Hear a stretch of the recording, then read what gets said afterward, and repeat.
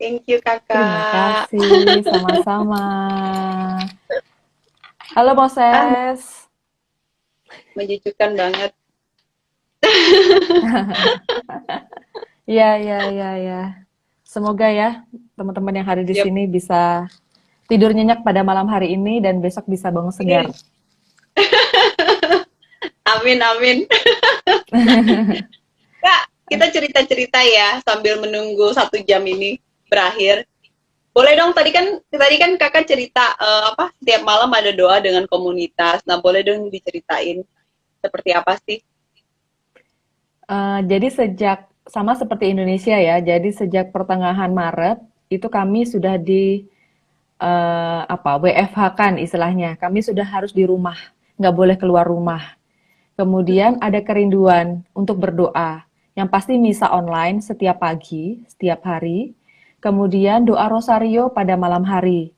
Nah, kemudian karena kami punya rutinitas doa rosario itu seminggu sekali setiap hari Jumat. Kemudian karena masa lockdown ini, akhirnya jadi setiap hari. Jadi doa Oh, rosario kami lakukan setiap hari pukul 8.30 malam sebelum menutup hari. Setelah itu kan tidur, gitu ya. Nah, kami berdoa lewat Zoom secara online. oh, Isinya kebanyakan adalah apa namanya ibu-ibu, bapak-bapak gitu ya yang sudah senior di sini. Tapi mereka selalu setia dalam doa. Nah itu selalu kami doakan dan pada saat bulan Maria semakin ini ya semakin apa rutin di bulan Mei. Kemudian di bulan Juni kan sebenarnya di bulan Mei itu lockdown sudah dibuka. Kami boleh keluar rumah gitu kan. Sebenarnya kalau kami mau berdoa bersama pun juga diperbolehkan cuma dibatasi orangnya. Cuman ternyata kerinduan untuk berdoa bersama secara online itu masih terus ada. Kenapa? Karena yang doa tidak hanya di sekitar Wina. Saya kan tinggal di kota Wina. Tapi yang doa itu ada dari Graz, salah satu kota sekitar 2 jam dari kota Wina. Dan ada juga dari Belanda, ada dari Swiss gitu kan. Jadi wow. beberapa yang tinggal di Eropa lah, orang Indonesia tinggal di Eropa.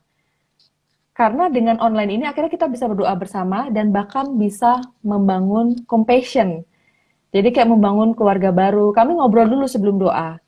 Kemudian kami doa, setelah doa kami ngobrol lagi. Gitu kan. Itu yang paling penting. Jadi dalam masa lockdown, ternyata kamu butuh komunitas doa. Karena ketika kamu sendirian, gitu ya, kamu nggak bisa kemana-mana. Disitulah kamu akan apa istilahnya, merilis secara psikologis permohonanmu kepada Tuhan gitu ya bersama dengan komunitas dan kemudian kamu ngobrol bersama komunitas itu yang paling penting. Nah, bulan Mei pada sudah lockdown ya, kami masih doa. Kemudian di bulan Juni ini kan sudah normal ya, sudah seperti biasa. Tapi ternyata kerinduan berdoa itu masih tetap ada. Jadi kami tetap tiap hari berdoa secara online di Zoom sampai hari ini. Bahkan tadi malam gitu ya kami berdiskusi lagi. Ini kita mau lanjutin langganan Zoom atau enggak di bulan Juli? Karena kan kita udah bebas nih sebenarnya. Tapi mereka bilang saya masih mau, terutama yang apa namanya senior-senior gitu ya. Saya kok merasakan ketenangan ya ketika sebelum menutup hari berdoa bersama komunitas. Terus saya tanya gini, kalau misalnya doa sendirian kan juga bisa ya? Bisa, tapi berbeda, dibilang gitu. Kalau doa bersama komunitas itu rasanya doa itu rasanya ada energi yang berkumpul bersama, meskipun via online.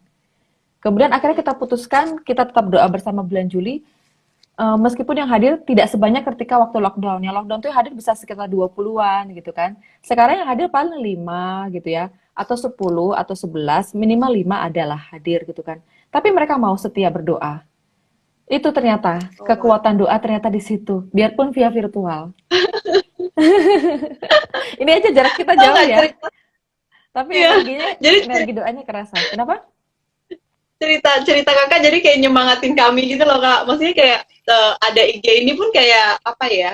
Ya mikir kan ini lagi masa pandemi begini kan kayak pasti ada kerinduan untuk kumpul gitu kan kak, saling menguatkan dalam doa. Sebenarnya salah satu tujuan IG ini juga begitu gitu kan. Nah memang kita kayak fokuskannya lebih ke doa rosario gitu. Habis itu ya Mm-mm. kita ngobrol juga seperti yang kakak bilang, yang kakak alami dengan komunitas itu gitu kan. Dengan kayak kita ngobrol begini kan kita sharing, Mm-mm. masing-masing kita kayak apa ya bisa menyalurkan apa sih? apa yang ada dalam pikiran kita gitu kan. Terus teman-teman yang dengar juga kayak terinspirasi dari apa yang kita ceritakan gitu. Senang. Ya, atau mungkin sesekali bisa bikin forum tertutup. Karena kadang kalau Hmm, misalnya sharing dalam forum terbuka seperti ini kan nggak semua mau dan bisa ya. ya, Jadi ya. kalau misalnya dalam forum tertutup, misalnya dalam Zoom gitu kan, itu kan itu pun itu di awal-awal tidak semua mau cerita karena kan trust ya ketika cerita sesuatu itu kita harus mengenal orang tersebut. Nah, ketika di awal-awal Hmm, minggu pertama, minggu kedua gitu kan masih cerita-cerita yang biasa, kemudian akhirnya masuk bulan kedua, bulan ketiga itu sudah mulai drip, sudah mulai trust, akhirnya mulai cerita gitu ya. Bahkan hmm. ada seorang ibu di sini yang bulan 2 minggu yang lalu ya dia kehilangan suaminya gitu ya. Kemudian Oh, dia cukup mengalami depresi. Dia kelompok Rosario kami. Kemudian dia cukup mengalami depresi, tetapi dia baru 2 hari yang lalu kembali hadir ke doa Rosario karena dia merasakan kekuatan untuk menguatkan dia ketika dia dalam dalam depresi ini gitu kan. Jadi dia merasa ketakutan ketika suaminya meninggal gitu ya, dia takut sendiri segala macam gitu ya karena orang yang dicintai dia meninggal gitu kan. Tapi ternyata komunitas doa ini yang menguatkan dia. Biarpun via virtual gitu. Dan dia salah satu yang menguatkan bahwa jangan dihentikan dong doa doa rosario online-nya. Dia menguatkan kami. Padahal sebagian orang sudah udahlah ngapain sih doa rosario online, udahlah nanti seminggu sekali aja. Atau kalau misalnya ini kita ketemuan langsung gitu kan. Tapi kan kalau ketemuan langsung kan hanya terbatas pada wilayah itu saja. Padahal si ibu ini berasal 2 atau 3 jam dari kota Wina gitu kan. Dan dia butuh bersama-sama. Akhirnya ya sudah, akhirnya kita tetap doa online dan dia tetap hadir. Biarpun hanya doa, dia belum bisa bercerita gitu ya karena depresinya itu, tetapi doa online itulah kemudian dia mungkin melihat bahasa nonverbal teman-temannya, energi doanya yang akhirnya membuat tidur dia pada malam itu lebih nyenyak daripada dia tidak ikut doa. Gitu ya. Itu ternyata pentingnya apa namanya doa bersama. wow, Begitu. wow, wow. Yap, Oh my komunitas God. yang paling penting. Saya pun kalau nggak ada komunitas mungkin saya juga kadang malas doa rosario kalau sendirian gitu kan. Tapi kan komunitas Ya. yang membuat kita akhirnya mau nggak mau tergerak untuk berdoa. Senang. Sumpah. Sumpah Kak, dengar cerita Kakak tuh kayak, oh my God, benar-benar nguatin. Kan di mana berapa satu atau dua orang berkumpul di situ Yesus hadir ya. Ya, betul. Makanya aku bilang jumlah yang ikut dengan, maksudnya live begini kan dia nggak banyak, biasanya hanya bisa 3, 4, biasa kayak sekarang ada 7 kita ngobrol gitu. Tapi aku pikir nggak apa-apa, yang penting kayak ada lebih dari 2 orang itu sudah luar biasa lah. Kita bisa saling menguatkan dalam doa, bisa kasih Mm-mm. semangat kayak gitu. Yep, yep. Intinya adalah konsisten dan komitmen kalau doa itu. Istilahnya gini, kalau orang mau terlatih dalam spiritualitasnya dia, itu kayak seperti anak kecil yang belajar jalan. Pertama-pertama dia pasti tersandung, jatuh, sakit gitu kan. Kemudian akhirnya dia bisa berjalan dan berlari. Begitu juga dengan spiritualitas kita. Ketika kita doa di awal-awal, kita seperti tersandung, terjatuh gitu kan. Terjatuhnya seperti apa? Males, mager, nggak mau gitu kan. Tapi ketika kita bangun lagi, gitu ya, bangun lagi, sakit luka nggak apa-apa. Tapi setelah itu kita akan dapat berjalan dengan lancar dan berlari bahkan. Maka kita akan Oh my God. terbiasa, gitu ya. Spiritualitas kita akan terbiasa. Itu untuk membangun spiritualitas, gitu ya. Jadi apa namanya? Supaya hidup kita itu terarah transcendennya ke atas gitu kan. Tetapi juga ke samping. Maka cross itu kan atas dan samping ya. Atas itu berarti ke Tuhan. Cross itu ya kalau kamu cuma ke Tuhan percuma gitu ya. Tapi diimplementasikan ke sekitar, ke lingkunganmu. Kemudian dikuatkanlah dengan doa. Doa kepada Tuhan Yesus, kepada Bunda Maria, dan kepada Bapa. Yep. The power of Kak, doa. ya. Kak, boleh dong juga cerita apa namanya pengalaman pertama kali mungkin Kakak ingat berdoa rosario dari maksudnya nggak tahu dari kecil atau apa gitu. Mungkin ada cerita cerita pengalaman pertama kali, terus ada pengalaman yang berkesan saat doa rosario, boleh dong diceritain ke kami. Oke. Pengalaman ini ya doa ya. Kalau saya semasa Mhm. pandemi, Angel, doa Mhm. itu menguatkan. Jadi yang Yap. paling menguatkan adalah misa pagi. Jadi kami di sini ada Mhm. misa pagi bersama komunitas. Ada Romo dari Indonesia yang apa istilahnya kayak membimbing kami para orang-orang Indonesia yang ada di sini. Terus kemudian dia misa pagi dan dia selalu homili, maksudnya membaca kitab suci dan homili. Nah itu yang paling penting kalau bagi saya, karena pada saat itulah akhirnya saya baca firman Tuhan. Karena kalau enggak, saya biasanya mager juga baca firman Tuhan gitu kan. Jadi akhirnya saya baca kitab suci dari bacaan Injil, terus diinterpretasikan oleh Romo terkait Injil tersebut, dan kemudian setelah itu saya pasti journaling. Itu yang paling penting. Jadi saya journaling itu intinya merefleksikan dari bacaannya, kemudian khotbahnya, kemudian dihubungkan dengan hidup kita. Tuhan ingin berkata apa padaku kemarin dan hari ini. Kemudian kita tulis aja, kita tulis gitu ya, semacam doa, semacam curhat, tapi kepada Tuhan. Nah, di situ akan muncul tuh apa namanya inspirasi-inspirasi bahwa oh aku belum melakukan ini. Oh, ini nih tujuanku dan aku harus melakukan ini, gitu kan. Inspirasi-inspirasi hidup, hal-hal kecil hidup yang kita lupa, kemudian muncul di situ dan kemudian akhirnya disusun menjadi prioritas. Gitu ya. Jadi, oh tujuanku kan misalnya nih, kan aku sekarang sedang studi gitu ya. Hari ini aku harusnya merevisi proposal dari profesor, tapi aku lupa bahwa profesor pernah mengatakan bahwa ini. Jadi kayak semacam Tuhan tuh mengingatkan lewat doa, tapi lewat refleksiku journaling, gitu ya. Jadi kayak apa berhubungan gitu kan. Itu secara nggak langsung gitu kan. Kemudian akhirnya mengendapkan perasaan kita, pagi ini aku mau memutuskan bahagia. Pagi ini cuaca mendung, tapi aku memutuskan untuk tetap happy. Kemudian itu menjadi dasar kita untuk bergerak jalan kita hari itu. Jadi seharian itu kita moodnya baik, gitu ya. Kalau pagi itu bad mood, biasanya akan pengaruh seharian kita akan bad mood. Maka selalu ada pepatah bilang mulailah hari dengan sesuatu yang positif, yaitu salah satunya membaca Alkitab atau membaca Injil salah satunya. Kemudian journaling kalau saya, akhirnya moodnya positif, malam ditutup dengan doa rosario. Ideal banget ya. Wow, keren. Ideal Betul. banget ya. Istilahnya pagi gitu ya, lewat apa namanya doa kepada Yesus melalui Bapa gitu ya, malam dengan perantaraan Bunda Maria.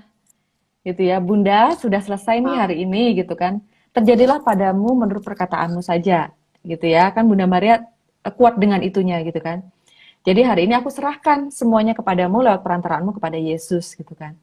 Dan itu lebih enak. Jadi istilahnya kita dapat memilih nih masa pandemi ini, gift atau disaster. Nah pastinya karena doa, karena kekuatan itu saya memilih sebagai gift, sebagai berkat. Gitu ya. Jadi semasa pandemi ini kalau orang bilang, bosen nggak bisa ngapa-ngapain, nggak tahu mau ngapain gitu ya. Tapi kalau saya tidak. Saya karena menemukan sesuatu yang positif, maka saya membuat tujuan hari ini saya melakukan apa, dan selalu setiap hari itu tidak pernah kehabisan sesuatu yang harus saya lakukan. Dan tidak membosankan meskipun dibatasi dalam ruangan saja. Karena I have a mind free even though my body is isolated. Gitu ya. Jadi kita tuh punya pikiran yang bebas meskipun badan kita terisolasi. Gitu ya. Dan kemudian diperkuat dengan doa kepada Tuhan Yesus itu. Gitu. Terus kak, itu tadi pengalaman doanya. Kalau secara khusus doa rosario gimana? Ada nggak yang berkesan banget sepanjang kakak nih?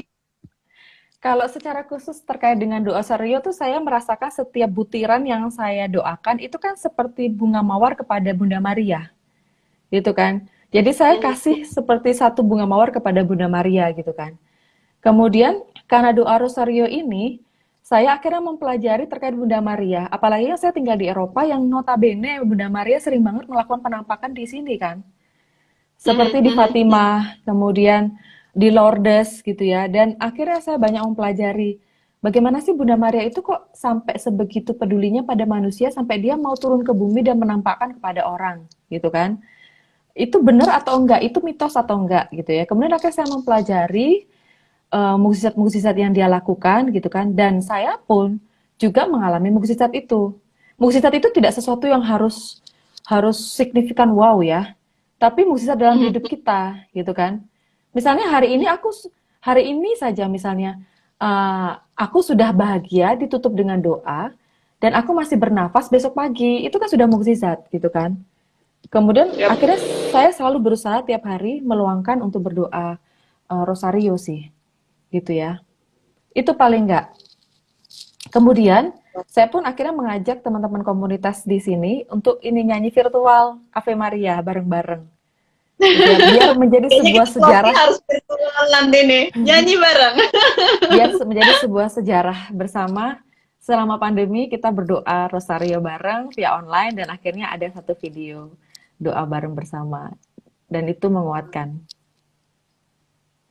Wow, wow. Akhirnya gini, kalau kita hidup di jauh dari tanah air ya, salah satu yang menguatkan kita adalah komunitas. Itu. Dan apalagi kalau komunitas yang satu spiritualitas, itu lebih menguatkan lagi. Dan terus terang, saya bersyukur sekali hadir di sini. Pada bulan pertama saya hadir di sini, saya langsung disambut di keluarga, namanya KKIA, Komunitas Kristen Katolik Indonesia Austria. Dan setiap bulan kami berkumpul beribadat gitu ya, beribadat ada beribadat Kristen, beribadat Katolik gitu ya. Kemudian dan ada acara-acara informal lainnya yang sifatnya compassion untuk kekeluargaan. Itulah yang akhirnya menguatkan kita di situ. Dan lewat pandemi dan karena pandemi ini akhirnya kita juga berdoa bareng. Gitu. Seru ya? Maka itu Aku, teman-teman mungkin aku, yang belum bergabung komunitas, kenapa? gabunglah komunitas apapun gitu ya, terutama komunitas spiritualitas untuk menguatkan aja supaya mengingatkan kita untuk selalu ingat untuk berdoa gitu kan. Dan yang pasti sharing sih itu yang paling penting. Betul. Sharing hidup rohani, ha. Itu salah satu rilis psikologis. Jadi nggak ada tuh kata depresi. Jadi ingat kemarin sempat ikut yang seminar yang itu kan Kak, si Sandi itu, dia bilang iya, ketika kamu ngerasa kamu nggak oke itu kamu tuh harus bilang sama seseorang gitu. Nah, Yap. menurut aku komunitas itu menjadi salah satu sarana untuk ketika kamu nggak oke ya kamu sharing gitu. Kamu bilang aku lagi nggak oke, aku butuh support yang kayak gitu. Jadi nggak dipendam sendiri. Yap. Dan hati-hati, maksudnya gini, sharing iya, tapi sharing kepada orang yang tepat. Gitu ya. Betul. Kalau misalnya sharingnya tidak kepada orang yang tepat, malah akan sama-sama terjerungkep, gitu lah kayak gitu ya. Nah, sharing kepada orang yang tepat adalah salah satunya lewat komunitas spiritualitas. Karena kita berpegang pada sama pokok anggur. Istilahnya kayak gitu. Oke. Jadi pokok anggurnya sama, kita basisnya sama gitu ya. Kemudian saling menguatkannya sama gitu ya. Memang kalau bisa yang lebih dewasa dari kita kalau kita mau sharing. Karena dia akan memberikan input gitu ya. Kalau kita jatuh, kita down, dia akan memberikan input gitu ya. Sebaiknya begitu. Itu pengalaman saya ketika belajar spiritualitas dan belajar menjadi sahabat rohani. Gitu. Nah, sahabat rohani itu juga penting. Nah, itu gimana tuh Kak?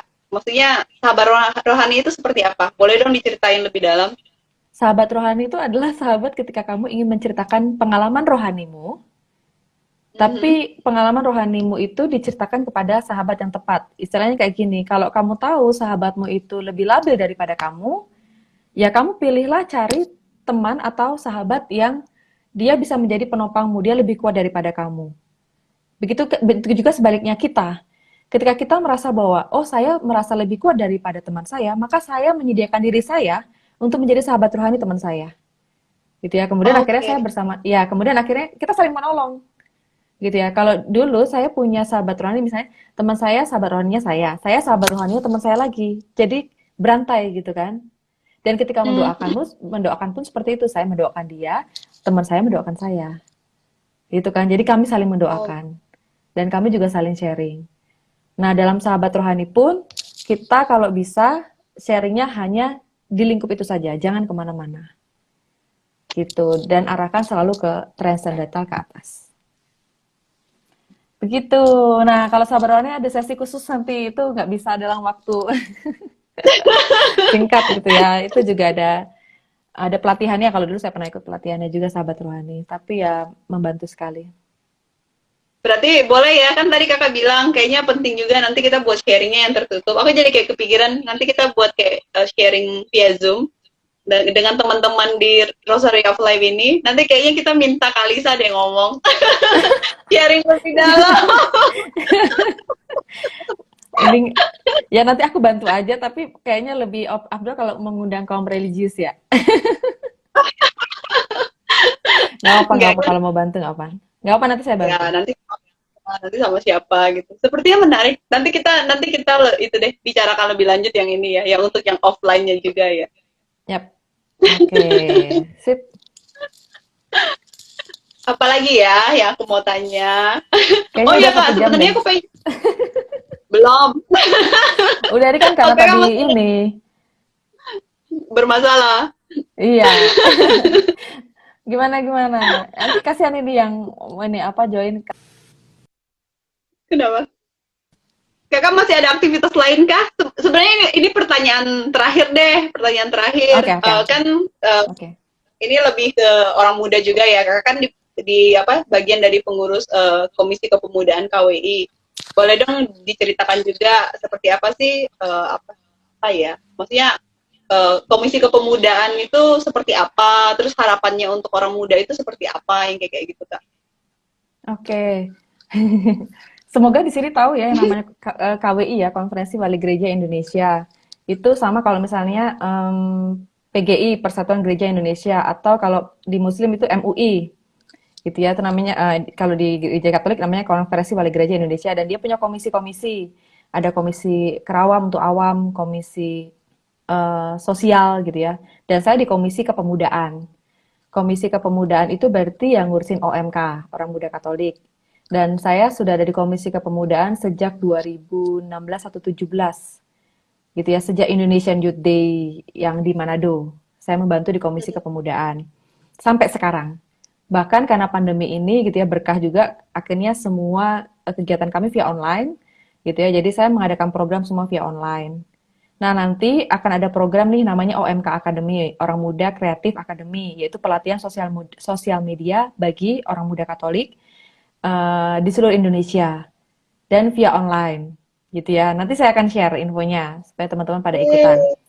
Programnya macam-macam gitu ya. Jadi intinya adalah kita memikirkan sesuatu untuk orang muda Katolik di Indonesia, bagaimana memberdayakan mereka. Salah satunya lewat media sosial. Kemudian webinar, kemarin kami juga mengadakan webinar orang muda Katolik siapkah dengan new normal misalnya. Mengundang Jonan sama Rena Kasali. Kemudian istilahnya kami menghadirkan sosok-sosok inspiratif tidak hanya dari Jakarta tapi seluruh Indonesia untuk sharing terkait dengan pengalaman best practice mereka. Itu yang terjadi selama pandemi. Tapi program yang kami lakukan intinya adalah memberdayakan OMK lewat Komisi Kepemudaan di Keuskupan. Nah, yang sedang jalan itu namanya Startup Weekend. Jadi bagaimana peserta itu pelatihan pelatihan untuk membuat startup, memunculkan ide startup, kemudian akhirnya nanti diimplementasikan ke daerah masing-masing, gitu ya. Dan banyak sekali program-program, serta kami juga menerbitkan buku-buku untuk OMK, gitu ya. Misalnya pendampingan berjenjang untuk orang muda Katolik, gitu kan, itu juga ada, gitu ya. Banyak sekali programnya yang pasti untuk OMK, gitu. Dan saya khususnya terlibat di bagian pelatihan untuk media sosial. Dan kemarin ini menggali inspirasi-inspirasi dari daerah terkait aksi sosial selama pandemi. Kemudian namanya Angels Challenge. Kemudian dikumpulkan lewat sosial media OMKNet, itu sosial media resmi milik Komkep KWI.